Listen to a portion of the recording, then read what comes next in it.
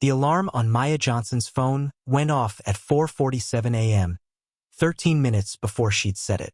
She had been lying awake since 3 o'clock anyway, staring at the water stain on the ceiling of the two-bedroom apartment she shared with her grandmother in South Chicago, listening to the radiator tick and groan like it always did in late November.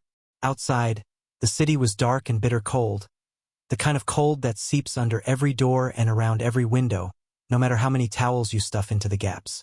Maya was 22 years old, and today was the most important day of her life so far. She had been telling herself that for weeks, whispering it into the dark before she fell asleep, pinning it to the bathroom mirror on a post-it note written in red marker. December 3rd, pre-med qualifying exam. 9 a.m. Don't be late. Don't mess this up. The University of Illinois at Chicago Medical College qualifying examination was not just a test. It was a gate. Pass it, and you moved forward into the clinical rotations that would define your career. Fail it, and you waited another full year to try again. A year of watching classmates advance. A year of explaining yourself to professors. A year of her grandmother asking quietly, gently, with no blame in her voice but somehow making it hurt worse.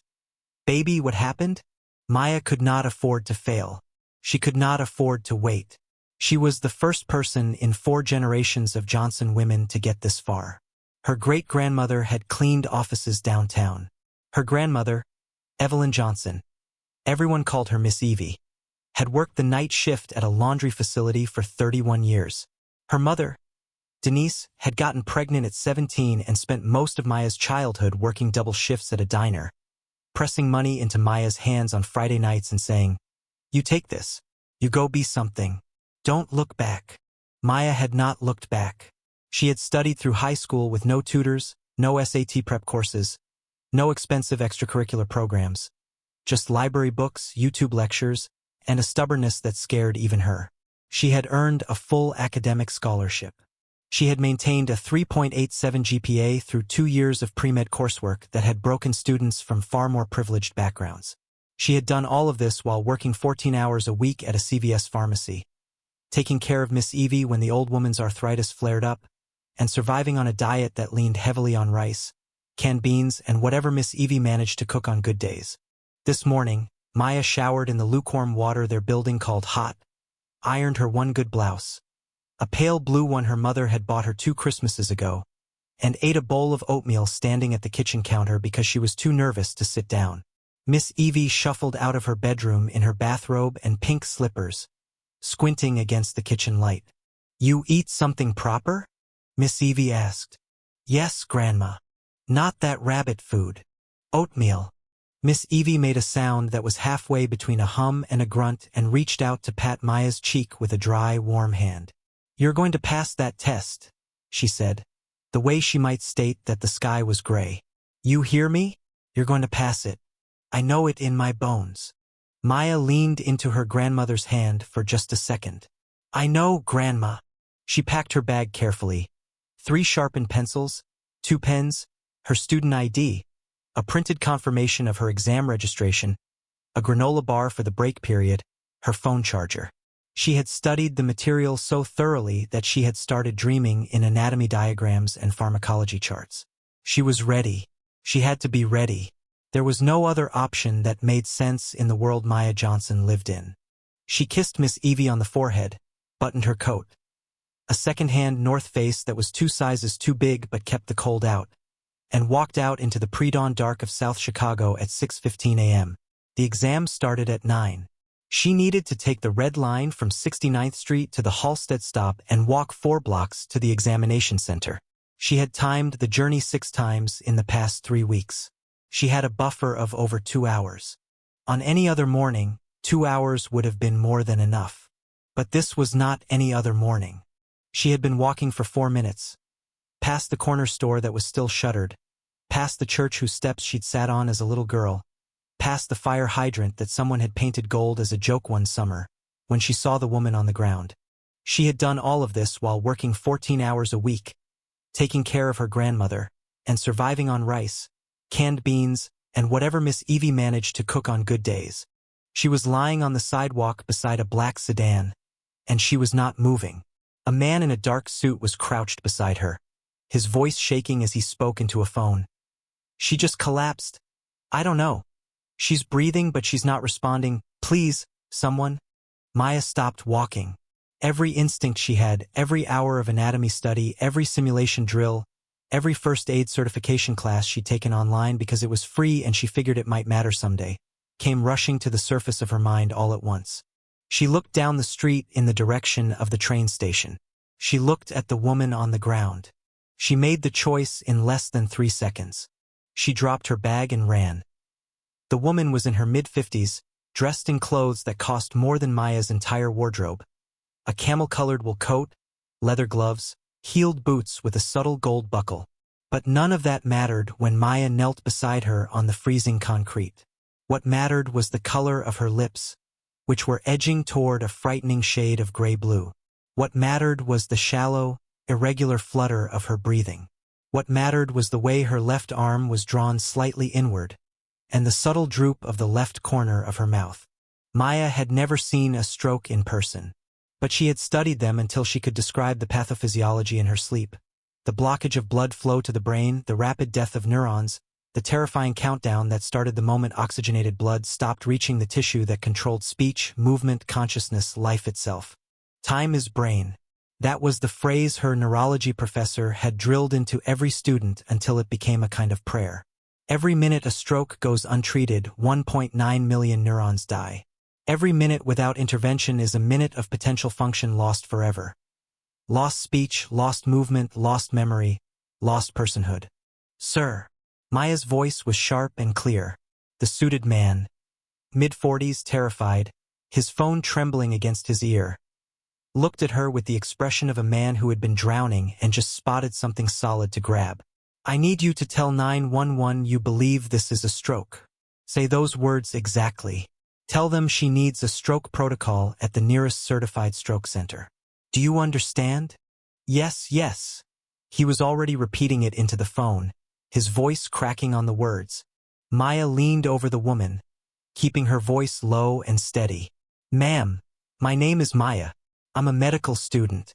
Can you hear me? Can you squeeze my hand? No response. But the woman's eyes fluttered. Maya conducted a rapid assessment, the FAST protocol she had memorized 2 years ago. Face drooping, arm weakness, speech difficulty, time to call 911. All 4 indicators were present. This was not a fall, not a fainting spell, not a diabetic episode. This was a stroke, and it was happening right now, on a sidewalk in South Chicago at 6:21 in the morning. Has she said anything? Maya asked the driver without looking up from the woman. She tried to say my name and it came out wrong. She grabbed the door and then she went down. I caught her part way, but I couldn't hold her. His voice broke. Please, that's Mrs. Caldwell. Her husband is. He stopped himself. Please just help her. Maya was already helping her. She checked the woman's airway clear. She checked for any immediate physical trauma from the fall. A small abrasion on the left palm where she'd caught herself. No visible head injury. She positioned her carefully, monitoring her breathing, watching the rise and fall of her chest with the focused attention of someone who had practiced this 100 times in simulation and was now doing it for real on cold concrete, with the stakes as high as they could possibly be. Don't move her onto her back, Maya told the driver. Keep her on her side. Do not give her anything to eat or drink. If she tries to speak, don't finish her sentences for her. Let her try, and listen. Can you do that? He nodded rapidly, kneeling on the other side, his expensive suit soaking up the cold grime of the sidewalk without any apparent concern. The ambulance arrived in 9 minutes. Maya would later learn that 9 minutes was, in the landscape of stroke response in Chicago, actually fast. In those 9 minutes, she talked to the woman, not about medicine, not about symptoms, but about small things, about the color of her coat, about how the cold snap had come in overnight, about how the tree at the end of the block still had a few orange leaves clinging to it, and wasn't that something? Every minute a stroke goes untreated, 1.9 million neurons die. Maya knew the countdown had started the moment she knelt on that freezing concrete. She talked because she had read, in a journal article at 11:30 on a Tuesday night while sitting on her bedroom floor, that familiar, Calm voices during stroke events could reduce patient panic, lower heart rate, and improve outcomes. She talked because it was the only other thing she could do. She talked because the woman on the ground deserved to hear a human voice telling her she was not alone. When the paramedics pulled up, Maya stood and stepped back immediately, reporting what she had observed in crisp, clear clinical language. Onset time as best as could be estimated, presentation indicators, vitals she had tracked manually, the absence of head trauma from the fall. The lead paramedic, a big, quiet man with gray at his temples, looked at her with something between respect and surprise. "You on the medical staff somewhere?" he asked. "Pre-med student," she said. He nodded once. "Good work." As they loaded Mrs. Caldwell into the ambulance, the driver, who had been hovering just behind Maya the entire time, making himself useful by following every instruction she gave without question, touched her arm. "She's going to make it," he said. It wasn't entirely a question. Maya looked at him. "She has a chance," she said honestly. "A good chance. Because you called fast. And because we didn't wait." He pressed something into her hand. A business card, white with raised black letters. She didn't look at it. She was watching the ambulance pull away, lights strobing red and white against the gray morning sky, and she was already doing the math in her head, the quiet and awful math of time. She pulled out her phone and checked the clock. 6:42 a.m. She looked at the business card. She looked at the time. She picked up her bag from the sidewalk where she dropped it, and she stood very still for a moment in the cold Chicago morning, and she felt the weight of what she had just done, and what it was going to cost her. Maya ran. She ran the 4 blocks to the 69th Street station faster than she had run anything in years, her bag bouncing against her back, her breath coming out in white clouds in the frigid air.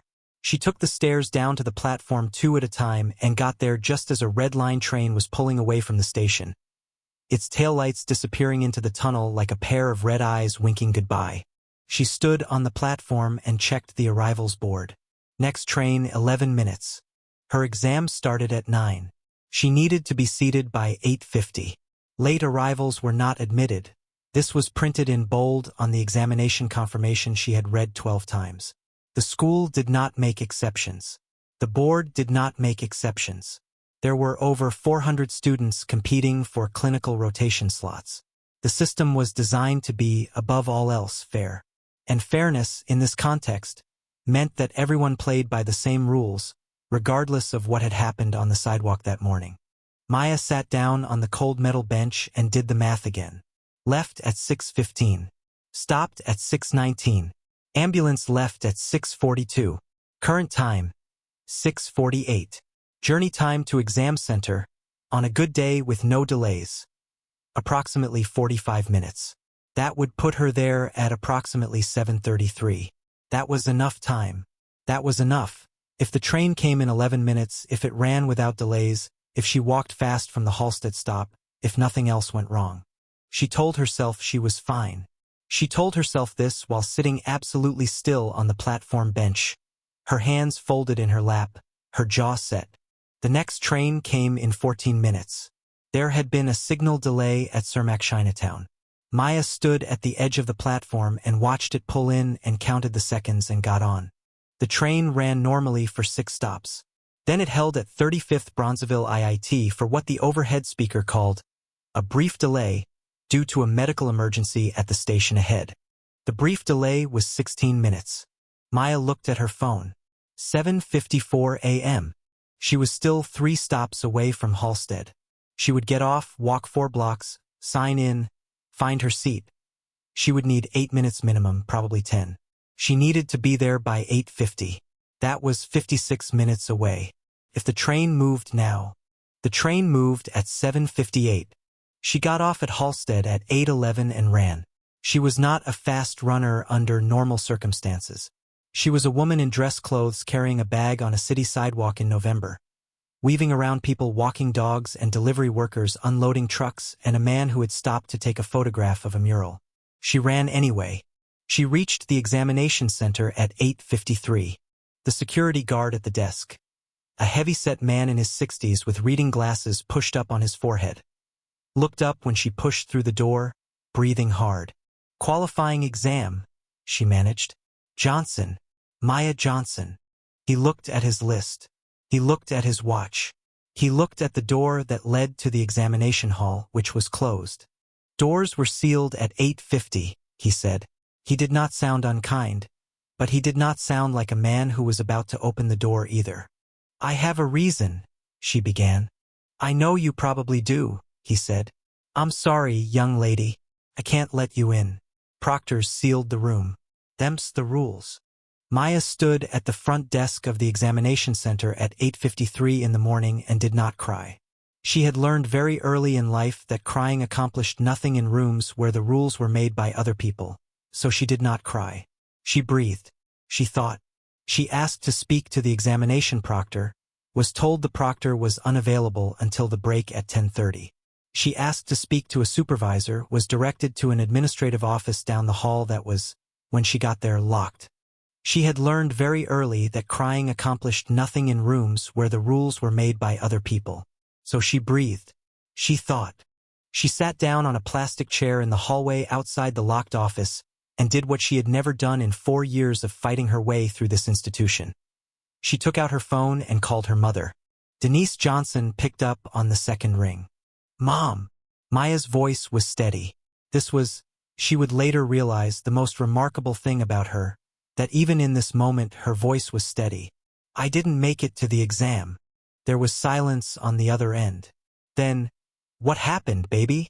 There was a woman. On the sidewalk. She was having a stroke. I stayed with her until the ambulance came, and then I ran, but the train was delayed and I got there 3 minutes late and they wouldn't let me in. Another silence.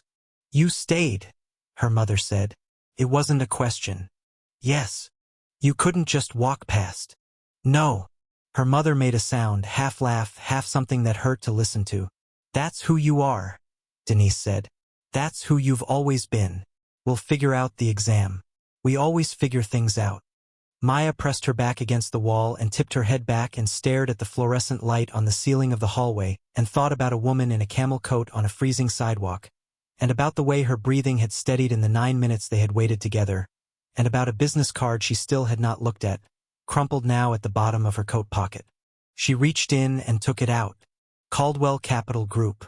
Robert Caldwell III, CEO. Below his name, a direct line. Below that, a single handwritten note in small, urgent print, clearly added in the car, or in the chaos of those 9 minutes. Please call. Whatever you need. The appeal took 6 weeks to go nowhere.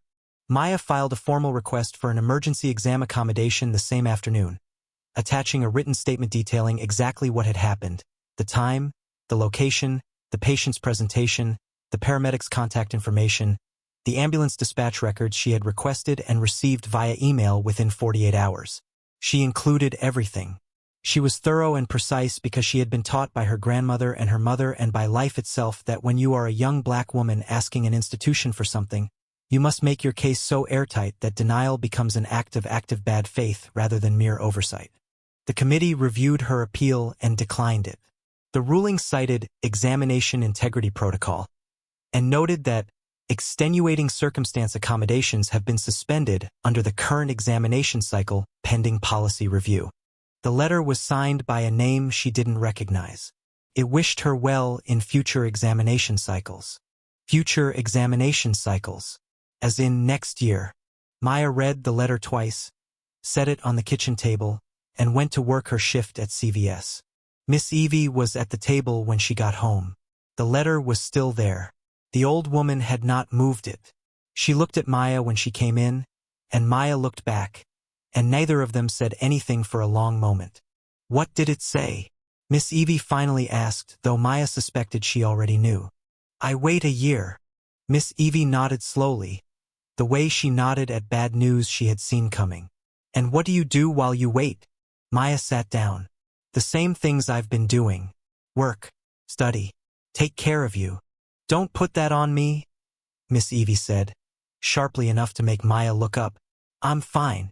Don't use me as a reason to stand still. I'm not standing still, Grandma. Good. The old woman folded her hands on the table. Because standing still would be the only actual failure available to you right now. You understand that? You didn't fail anything this morning. The The system failed you. Those are very different things. Maya had heard variations of this speech before, from her mother, from certain teachers, from the kind of motivational content that circulates on social media. But something about the way Miss Evie said it, matter-of-factly, without performance, the way she might state a temperature or a bus schedule, made it land differently this time. The system failed you. Those are very different things. She kept the business card in the front pocket of her backpack. She did not call the number. She had thought about it in the days after receiving the appeal denial, and each time she thought about it she felt a complicated tangle of things she couldn't easily separate from each other. Pride, and the particular pride of a woman who had been raised never to ask for anything from anyone. Suspicion, the rational suspicion of someone who had seen what happened to black women who put their trust in powerful white men's promises. And something else, something quieter and harder to name, which was the simple knowledge that whatever happened next, she wanted it to happen because of who she was and what she had earned, not because a billionaire felt grateful. The system failed you. Those are very different things. So she kept the card but didn't call, and she went back to her life, which was the same life it had always been, except that now it had this new dimension to it. This year of waiting that stretched out ahead of her like a hallway she had to walk through before she could get to the room where her future was.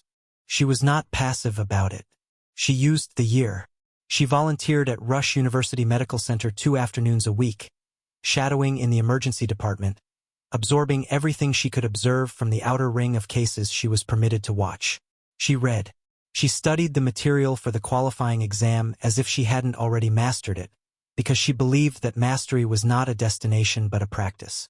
She applied for and received a small research assistant position in a pharmacology lab at UIC, a paid position that didn't pay enough but paid something, and she did it with the same focused intensity she brought to everything. She did not tell the story of December 3rd very often. When she did, she told it simply, without drama or self-pity. A woman had collapsed. She had stayed. The train had been delayed. That was what happened. What had followed was not a tragedy. It was a detour. Detours, in Maya's experience, often led somewhere worth going.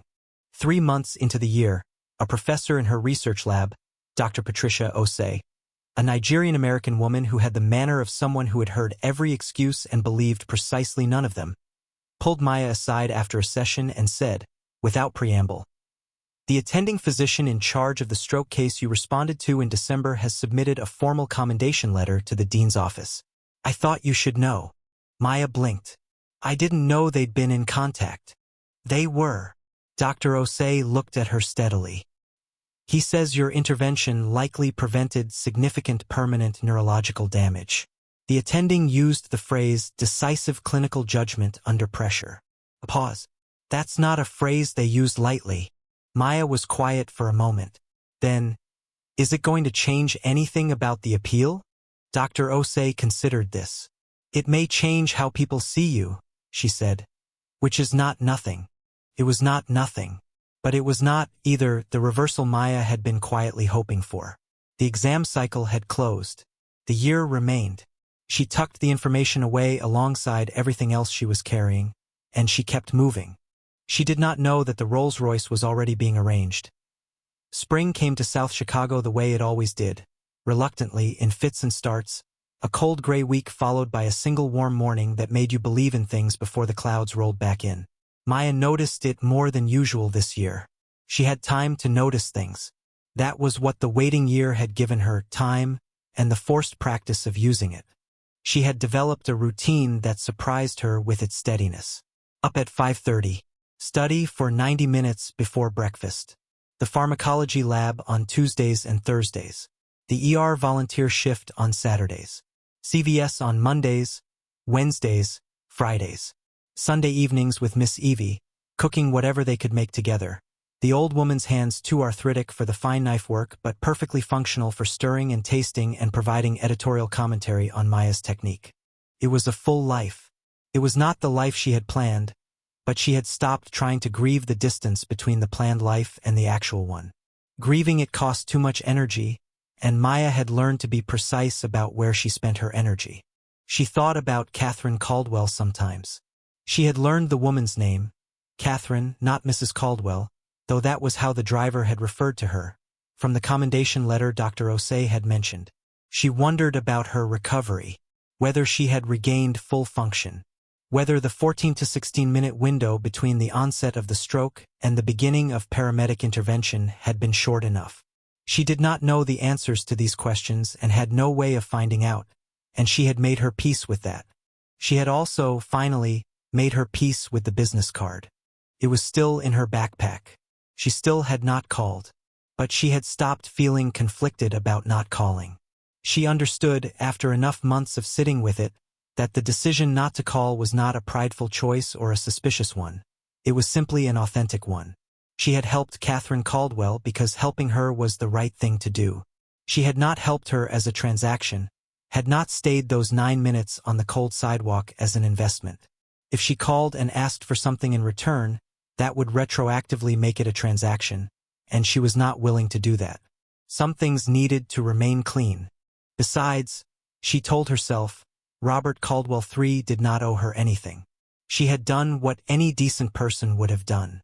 The fact that not everyone would have done it did not create a debt. She believed this. She had almost entirely stopped lying awake at night wondering what would have happened if she'd made the call.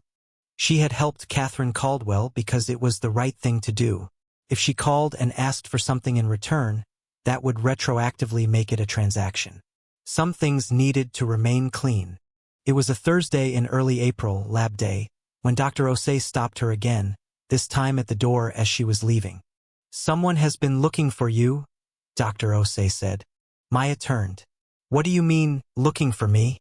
"A representative from a private foundation contacted the department chair last week. They were trying to locate a pre-med student who assisted a stroke victim on Wentworth Avenue on December 3rd. The chair gave them nothing. We don't release student information. But he mentioned it to me because he thought you should know." Maya stood very still. "The Caldwell Foundation." "I don't know the name," Dr. Osei said. "The chair didn't share it with me. But I thought—" She paused, in a way that was unusual for her. Dr. Osei was not a woman who paused. "I thought you should know that someone is trying to find you, and that you have the right to decide what you want to do with that." Maya nodded. "You don't have to call anyone," Dr. Osei added, even more uncharacteristically. "You don't have to do anything. What you did for that woman stands on its own. You understand." "I understand," Maya said. "Thank you." She walked home that evening in the early spring dusk, hands in her pockets, thinking about what it meant that they had been looking for her, that someone, Robert Caldwell III or someone acting on his behalf, had gone to the effort of contacting the university, of tracing the event back to a pre-med student, of asking questions through official channels. She thought about what she wanted, not what she needed. She had spent her whole life knowing what she needed and grinding away toward it. But what she actually wanted, in the quiet place past all the practicality and the survival mode thinking. She wanted to be a doctor. She wanted to be the kind of doctor who remembered what it felt like to kneel on cold concrete next to a stranger and be the only thing standing between them and permanent loss. She wanted to practice medicine the way she had been raised to practice everything. All the way, no shortcuts, with the full weight of who she was and where she had come from behind every decision she made. She went home. She made dinner. She sat with Miss Evie. She told her grandmother that someone had been looking for her, and Miss Evie listened without comment. And when Maya finished, the old woman said, "People who really mean to help you don't need you to come to them. They come to you." Maya looked at her grandmother for a long moment. "That's very wise, Grandma." Miss Evie spooned up a piece of potato from her bowl. "I'm 81 years old. I'd better be." The next morning, a Rolls-Royce appeared on the street outside their building, and the doorbell rang. Miss Evie saw it first. She was standing at the kitchen window with her morning coffee, looking out at the street the way she did every morning, watching the neighborhood come awake, cataloging who was going where and why, a habit developed over 60 years of living in the same few blocks of South Chicago. She had watched the street through its good decades and its hard ones. She had seen things from this window that she kept to herself and things she talked about for years afterward. She was not easily surprised. But she stood at that window with her coffee cup halfway to her mouth and said, without raising her voice, "Maya, baby, come look at this." Maya came out of her bedroom still in her pajamas, hair loose, rubbing sleep from her eyes. She looked out the window. The car was parked in front of the building with the quiet authority of something that had no doubt about its right to be anywhere it wanted to be. It was a Rolls-Royce Phantom. She would look it up later and find out the current year model started at $470,000, a number that did not feel real, in a color she would describe to her mother as silver that thinks it's gray and gray that thinks it's silver. A shade so precise it seemed like it had been mixed specifically for this purpose. A uniformed driver stood beside it, very straight, hands clasped in front of him, apparently unbothered by the fact that he was standing in front of a two-story walk-up in a neighborhood where the liquor store on the corner had bars on its windows. The doorbell rang. "Don't open it like that," Miss Evie said, nodding at Maya's pajamas. "Grandma, go put something on. I'll hold them." Maya went and changed with a speed born of 22 years of living with Evelyn Johnson, who had opinions about how you presented yourself to the world that were non-negotiable. 2 minutes later, she was at the door in jeans and a clean sweater when Miss Evie opened it to reveal a woman in her late 30s, black, impeccably dressed, carrying a slim leather portfolio, who introduced herself as Adrienne Price, director of the Caldwell Family Foundation. "Ms. Johnson." Adrienne looked at Maya with an expression of calm, professional warmth. "My name is Adrienne Price. I represent the Caldwell Family Foundation. Mr. and Mrs. Caldwell asked me to extend a personal invitation for you to join them this morning. They would very much like to meet you." Maya looked at Adrienne. She looked at the Rolls-Royce on the street. She looked at Miss Evie, who was standing slightly behind her and to the left with an expression Maya recognized as, "I am going to let you handle this yourself, but I am here." "Are they in the car?" Maya asked. "No, they'd like to meet you at their home. In Kenilworth." A pause, just barely perceptible. "If you're available." Kenilworth, the wealthiest municipality per capita in Illinois. The kind of address that appeared in newspaper profiles of people who endowed university buildings and hospital wings. Maya processed this quietly. "Is Mrs. Caldwell, how is she?" Maya asked. "Medically, is she recovered?" Something shifted in Adrienne's expression. A warmth that was not professional, that was simply human. "She is remarkable," Adrienne said, with the careful precision of someone choosing their words exactly. "Better than anyone initially hoped." The neurologist attributed a significant part of her outcome to the quality and speed of the initial response. The car was parked with the quiet authority of something that had no doubt about its right to be anywhere, in a neighborhood where the liquor store had bars on its windows. Maya absorbed this. She had not known, until this moment, how much she had needed to hear it. "I'll need an hour," Maya said. "Can the driver wait?" "Of course," said Adrienne Price. "Take all the time you need." She took 40 minutes. She showered again. She put on the pale blue blouse, the same one she had worn on December 3rd, her one good blouse, because she was not going to pretend to be something she wasn't by raiding her closet for clothes she didn't own. She did her hair carefully. She stood in front of the bathroom mirror for 3 minutes looking at herself with the same frank assessment she gave everything, and she said, quietly, to her reflection, "You know who you are. Go." Miss Evie was waiting in the hallway when she came out, and the old woman looked at her daughter's daughter with eyes that had been watching her since the day she was born, and she said nothing. She just reached up. She had to reach up now. Maya had gotten taller, or Miss Evie had gotten smaller, or both, and straightened the collar of Maya's blouse with 2 careful fingers. "Go be yourself," Miss Evie said. "That's always been enough."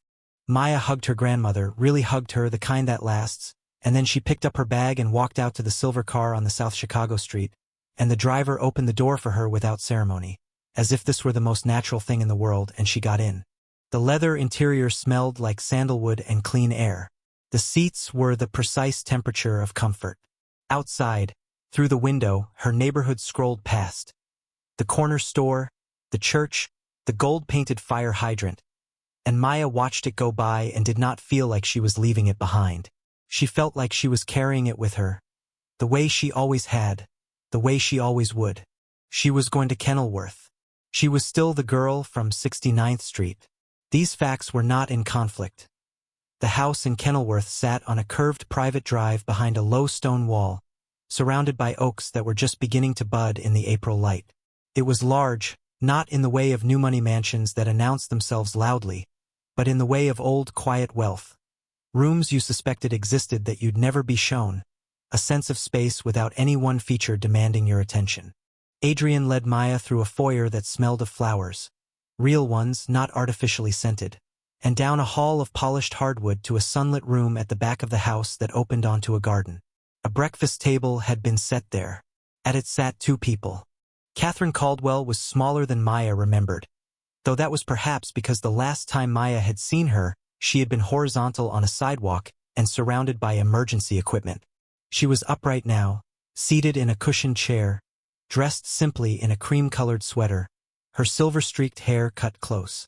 There was a slight asymmetry to her expression that was the only remaining visible trace of the stroke. A subtle difference in the crinkle of the left eye versus the right when she smiled, and she was smiling now, fully, as Maya walked in. Robert Caldwell III stood when Maya entered. He was a tall man, 60 or so, with the look of someone who had spent decades being the most powerful person in every room he entered and had arrived, late in life, at the understanding that this was neither as important nor as complicated as he had once believed. He extended his hand. "Ms. Johnson," he said, "thank you for coming. Thank you for finding me," Maya said, and shook his hand. Catherine Caldwell said, "Sit down, please. I've been wanting to meet you for 4 months." They had breakfast. Real breakfast. The kind served in courses by a quiet staff member who appeared and disappeared without fuss. Maya ate because she had been raised by women who believed that accepting hospitality graciously was as important as offering it, and because she was honestly hungry, and because she was not going to perform discomfort that she did not feel. Catherine talked. She told Maya about the morning, what she remembered of it, which was fragmentary.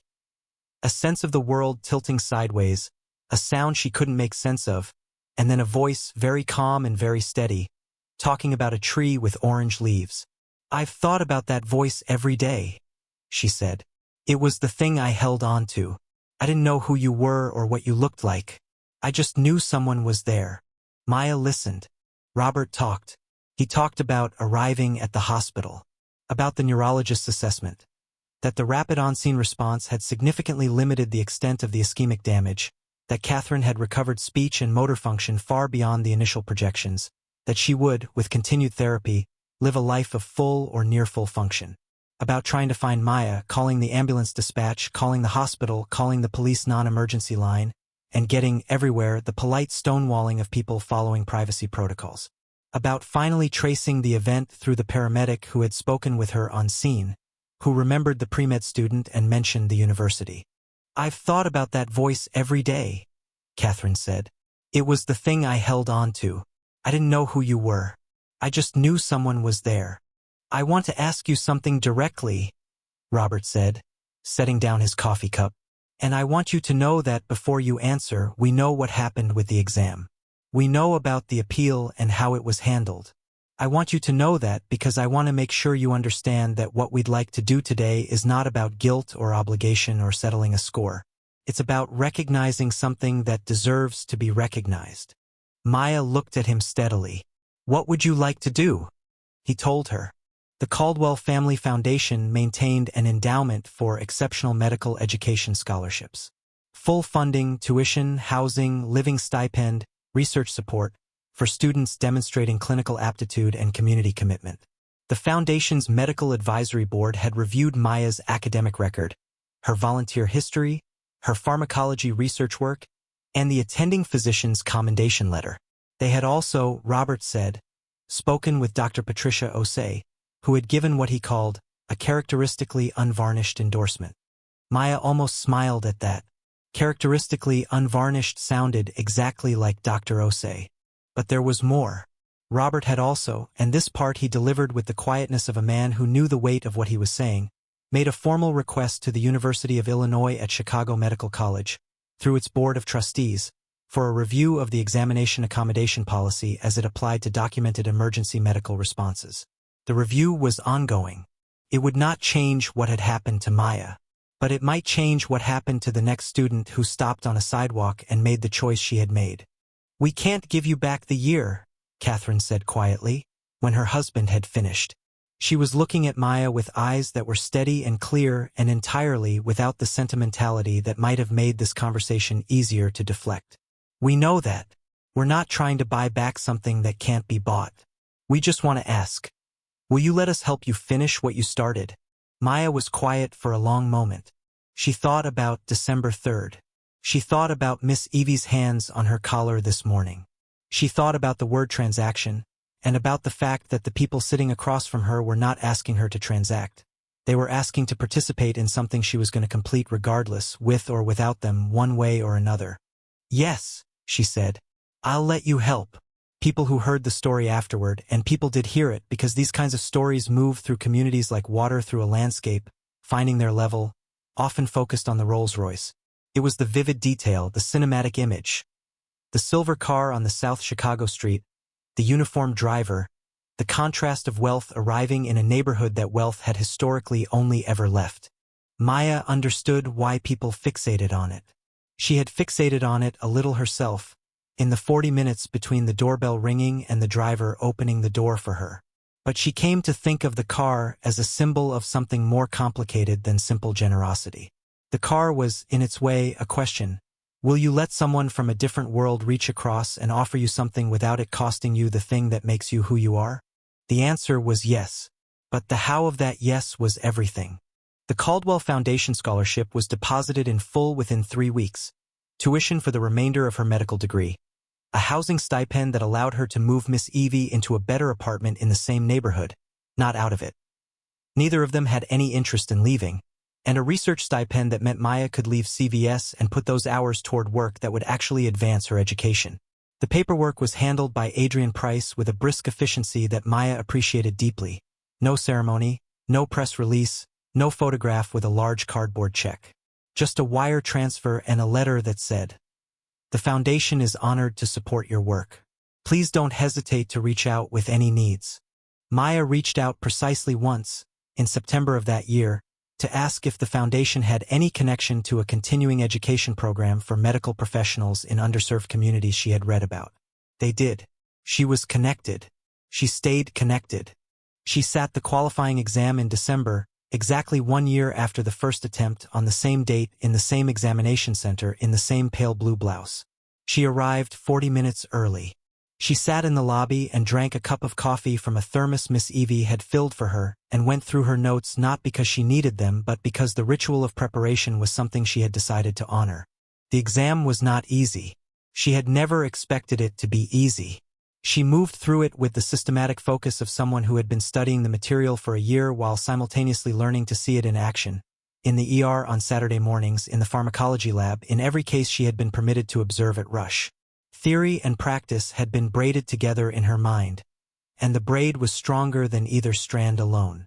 She finished with 8 minutes to spare. She walked out into the December cold. A year to the day, nearly to the hour, from the morning that had changed everything, and called her mother. Will you let someone from a different world reach across and offer you something without it costing you the thing that makes you who you are? The answer was yes, but the how of that yes was everything. I finished, she said. And? Denise asked, with the urgency of a woman who had been quietly fraying for several hours. I'll know the results in 2 weeks. But Mom, I finished. And I know. She knew because she always knew, not with arrogance, but with the quiet confidence of someone who has done the work honestly and completely and has nothing to lie about to herself. The results, when they came, confirmed a score in the 94th percentile. She began her clinical rotations in January. The hospital was Rush University Medical Center, the same institution where she had spent Saturday mornings as a volunteer, where nurses and residents had grown accustomed to the young woman who asked good questions and never seemed to need to be told the same thing twice. Her presence there as a rotating student felt less like an arrival than a promotion. She called Catherine Caldwell on the day her results came in. Not to report them. She had sent a formal note to the foundation for that. But because she felt she owed the woman a conversation, woman to woman, that wasn't mediated by institutions or paperwork. Catherine picked up on the second ring. Her voice was warm and only minimally altered by the residual effects of the stroke. A slight slowing on certain consonants that would have been imperceptible to anyone who hadn't known how she sounded before. I passed, Maya said. I wanted you to hear it from me. There was a pause, and then Catherine laughed. A full, genuine laugh, and said, I never had any doubt. You didn't know me, Maya pointed out. I heard you talk about a tree with orange leaves while I was having a stroke, Catherine said. I knew everything I needed to know. Maya sat with this for a moment, then laughed too, which was not something she had expected to do. Felt good to laugh about it. It had been a long year, and it had been a hard year, and it had also, in ways she was still cataloging, been the year that built the foundation everything else would stand on. You didn't get that year without the exam you missed. You didn't get the doctor she was going to become without the person who had stopped on the sidewalk and made the choice. The gift, she was coming to understand, was not the money. The money was real and necessary, and she was grateful for it with both hands. But the gift, the actual gift, was what the year had taught her about the relationship between character and circumstance. That circumstances could be altered by character, and that character, in its truest form, was made not in the easy moments but in the ones where stopping costs you something. She had stopped.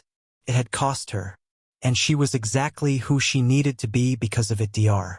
Maya Johnson graduated from the University of Illinois at Chicago College of Medicine 4 years after the morning she knelt on a sidewalk on Wentworth Avenue. She matched into a residency program in emergency medicine at Cook County Health, the busiest trauma center in Illinois, the hospital that had always been the hospital of last resort for the people she had grown up alongside, the institution that existed specifically to catch the ones the rest of the system let fall. It was not a prestigious match, in the way that certain coastal hospitals were prestigious. People in her cohort had matched into programs at Johns Hopkins and UCSF and NYU, and nobody was disappointed for them, and they were not disappointed in her. She had chosen Cook County the way she made every real choice, not by consensus, not by prestige, but by asking herself where she could do the most good for the people she most wanted to serve. The answer was always going to be here. It had always been here. At her graduation, held in a hall that smelled of flowers and the particular electric humidity of May in the Midwest, Miss Evie sat in the front row in the best dress she owned. A navy blue one she'd had since 1998 and which still fit because, as she was fond of saying, she had never once had the luxury of letting herself go. Denise sat beside her, in a new dress she'd bought specifically for this day, holding her phone at an angle that suggested she had been filming since before Maya even appeared. 3 aunts, 2 cousins, and a former high school teacher who had driven 2 hours from Rockford rounded out the family section. Robert and Catherine Caldwell were not there. Maya had not invited them, not from coldness, but from the same instinct that had made her keep things clean from the beginning. This day belonged to Miss Evie and her mother and the women in her family who had been laying the groundwork for it since before Maya was born. It was not a day for mixing categories. She had sent them a note afterward, handwritten on paper because she believed some things deserved to be done in ink. She had thanked them precisely and without excessive sentiment, and told them that she intended to carry forward what their support had made possible, and that she hoped they knew what they had participated in. Catherine had written back, also by hand, because she, too, apparently believed in ink and said only, "We know. Go do what you were made for." She had chosen Cook County the way she made every real choice. Not by prestige, not by consensus, but by asking where she could do the most good for the people she most wanted to serve. In her first year of residency, Maya Johnson worked 90-hour weeks in a hospital that was perpetually understaffed, perpetually over capacity, perpetually operating on a financial margin that made every resource feel like a negotiation. She worked alongside attendings who were brilliant and exhausted and human, and interns who were terrified and earnest, and nurses who were the actual spine of the whole operation and knew it and had given up expecting anyone to acknowledge it. She was good at it. She was, it turned out, very good at it, not in a way that surprised her, but in a way that confirmed a suspicion she had carried for years, that she had not stumbled into medicine as a path to stability or status, but had been genuinely built for it, structured for the work at the cellular level. She was calm under pressure in the way of people who had been practicing calm under pressure their entire lives.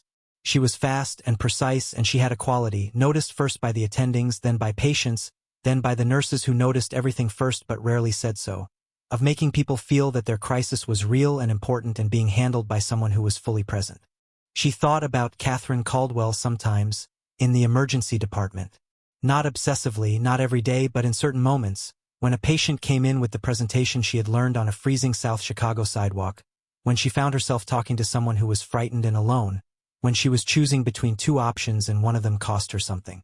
She thought about the fact that the skills she brought to those moments had been sharpened, not dulled, by the year she had spent waiting. That the detour had become the route. 2 years into her residency, she was invited to present at a medical education conference in Atlanta on the subject of community emergency response training. She accepted. She talked about the gap between classroom medicine and street medicine, the knowledge that textbooks could not fully transmit, the instincts that could only be developed by proximity to real human crisis in real human conditions. She talked, without naming the event specifically, about a morning in December and a choice made in 3 seconds and what that choice had cost and what it had built.